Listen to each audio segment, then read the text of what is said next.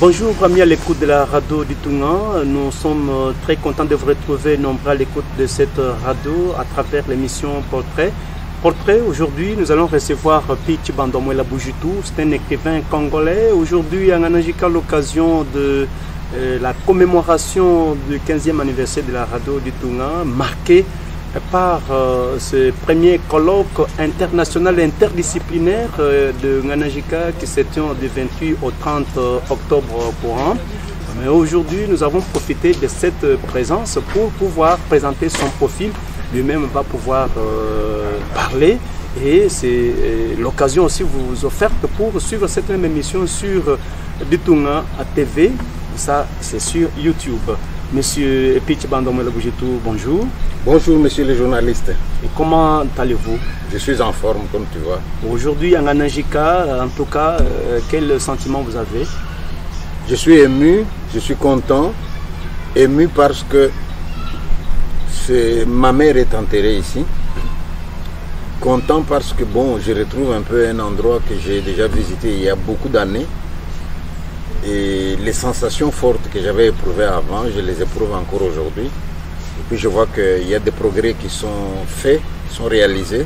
Par exemple, tout ce que vous avez comme domaine ici, je n'avais pas laissé. Ça montre quand même que le pays va de l'avant. Donc je suis content, en bref. Oui, à l'occasion de ce 15e anniversaire, évidemment, les grands colloques interdisciplinaires, vous avez été invité par Apollinaire Tshibaka Tshikongo. Quelle était votre réaction lorsqu'il vous a lancé cet appel? Quand il m'a invité, je me suis dit, bon, il a raison. Pourquoi? Parce que on m'appelle un peu dans tous les pays. J'étais en Suisse, j'étais au Canada, j'étais en Polynésie, j'étais en Nouvelle-Calédonie, j'étais en Slovaquie, au Luxembourg. Les gens veulent m'entendre. Mais dans mon pays, je ne venais pas. Pour la première fois, je suis revenu au mois de juin passé. Et là, je suis allé à Lubumbashi, à Kinshasa. Et je suis rentré en Belgique. Et j'ai eu des réactions des gens qui disaient, voilà, tu es allé à Lubumbashi et à Kinshasa et tu as oublié le Kasaï. Donc venir au Kasaï, ce n'est que justice. Et comme M. l'abbé Tshibaka a donné l'occasion que je vienne, c'est loin quand même la Belgique. Un long voyage. Mais j'ai vu les avantages qu'il peut y avoir à venir quand même. J'ai dit, voilà, j'y vais. Donc je suis content de répondre à cette invitation. Merci. Aujourd'hui, nous voulions que vous parliez de votre vie. Vous êtes né quand? Moi, je suis né en 51 à Kolwezi, au Katanga. Et mon enfance a commencé là-bas. Et vous avez eu, autour des années 60, des velléités indépendantistes là. Il y a eu des troubles contre les gens de mon origine, les Kassaïens. Les Kassaïens ont dû être chassés déjà dans ces années-là.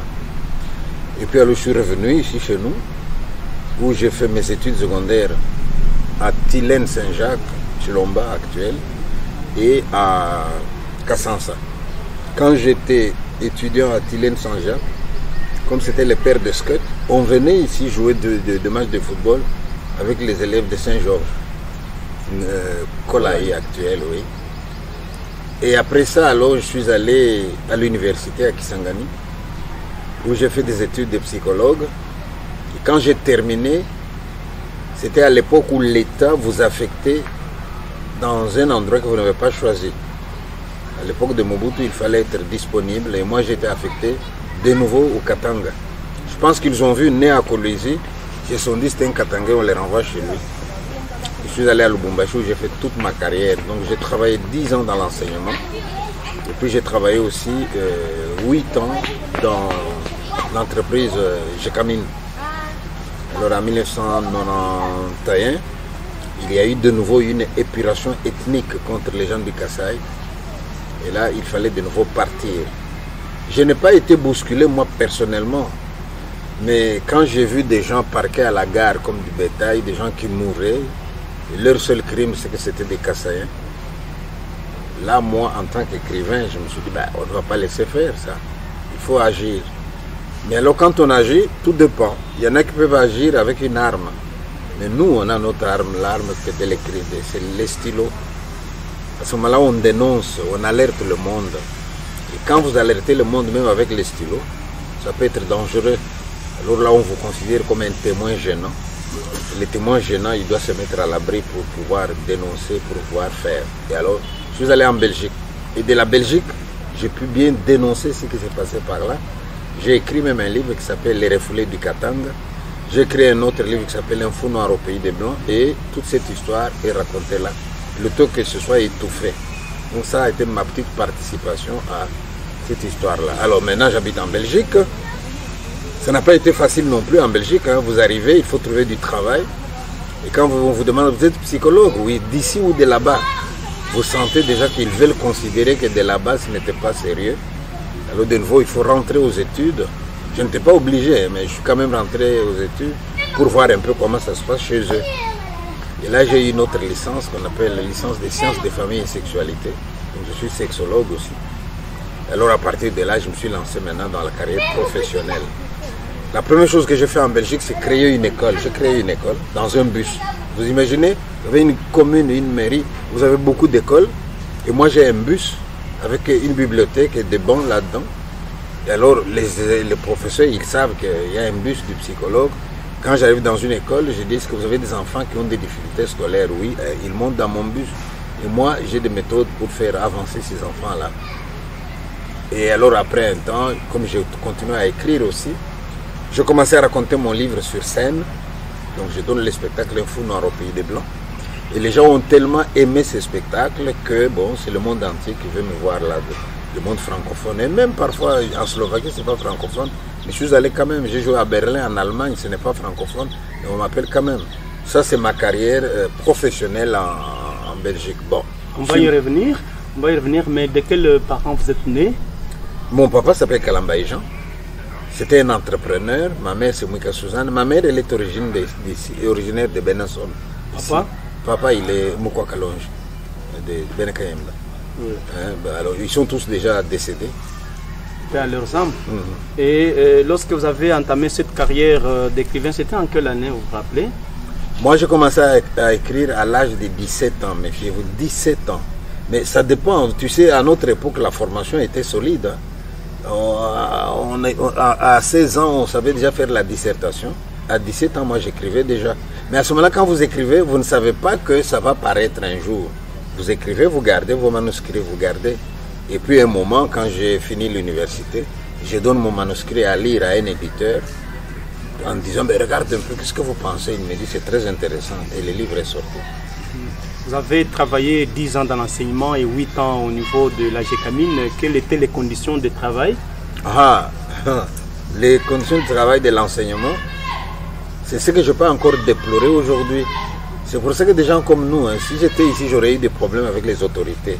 Moi, je n'ai pas compris pourquoi est-ce que quelqu'un qui travaille, qui a étudié, peut toucher moins de 100 $ dans ce pays. Ça, moi, ça me dépasse. Et quand j'étais enseignant, c'était la même chose. On pouvait faire 6 mois de travail sans être payé. On va vous dire, vous n'êtes pas encore mécanisé. Vous imaginez quelqu'un est en Ngandajika, et pour être mécanisé, c'est Kinshasa qui va décider.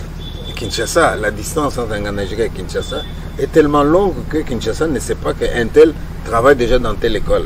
Et si vous tombez sur un préfet malhonnête ou un coordinateur malhonnête, il y a un professeur qui est parti, et toi tu as remplacé.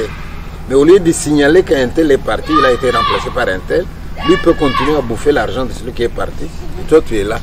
Et vous avez des choses impossibles dans d'autres pays. On vous dit ça c'est une école agréée, ça c'est une école non agréée. On te dit cette école agréée est budgétisée, l'autre est... Comment est-ce qu'on appelle? École agréée, non agréée, mécanisée, non mécanisée, mécanisée, budgétisée, non budgétisée. C'est de la folie, c'est de la bêtise. Donc, c'est ça dont les conditions étaient celles-là. Au point que quand j'ai quitté l'enseignement et que je suis entré à la GECAMIN, mon salaire était multiplié par 50. Ça, je trouve inadmissible. Ça veut donc dire qu'un ami à moi, qui lui est entré à la GECAMIN directement, pendant tous les 10 ans que j'étais à la GECAMIN, lui, il a touché 50 fois plus que moi. Ça, je trouve injuste. Mais, si tu me dis, oui, mais puis quand tu es entré, toi aussi, tu as touché 50 plus que les autres. Je vais répondre que oui, finalement, être riche, c'est quoi? Être riche, c'est pas toujours avoir. Quelqu'un peut avoir moins, mais il s'organise tellement bien que vous l'enviez, quoi. Donc, la richesse, c'est pas seulement avoir. La richesse, c'est aussi savoir limiter ses besoins. Alors, avec le peu que vous avez, vous vous organisez, et quand on vous voit passer, on dit voilà quelqu'un. Pourtant, vous n'avez pas beaucoup. Et alors savoir se débrouiller. Moi, quand j'étais enseignant, j'avais un champ de maïs. J'ai récolté 1 tonne de maïs dans mon champ. Et quand j'avais 1 tonne de maïs dans mon champ, c'était suffisant pour vivre toute l'année. Et puis alors après, il y avait un lac poissonneux là-bas qu'on appelait Kiangalé. Il y avait beaucoup de poissons. Et bien, on allait prendre des poissons là-dedans. Et moi, j'étais photographe en même temps. Et je prenais les photos dans le village. J'ai appris à me débrouiller. Et puis j'étais écrivain. Un écrivain, ça gagne quand même un peu aussi ce qu'on appelle les droits d'auteur. Donc je pouvais de temps en temps, si le livre a un succès, je reçois une note, monsieur, votre livre est épuisé, voici pour vous. Et ce qu'on me donnait comme droit d'auteur, ça pouvait être l'équivalent du salaire annuel d'un collègue. Tu vois, pendant que lui, il va accumuler ça pendant 1 an, moi je vais avoir ça en une fois parce que j'ai écrit un bouquin. Mais le livre qui m'a appris à écrire, il n'y a pas une école où on apprend aux gens à écrire. Hein. Tu vois, parfois quand tu souffres, la souffrance peut t'amener aussi à aller de l'avant. Normalement, les gens qui ont beaucoup avancé, c'est des gens qui ont souffert dans leur vie. Parce qu'alors à ce moment-là, on s'est dit, je ne vais plus souffrir. Alors on met en œuvre toute une énergie en soi et on essaie de transformer le monde autour de soi pour moins souffrir. Donc, je me demande de comparer Je Camine et bien c'était le jour et la nuit, quoi.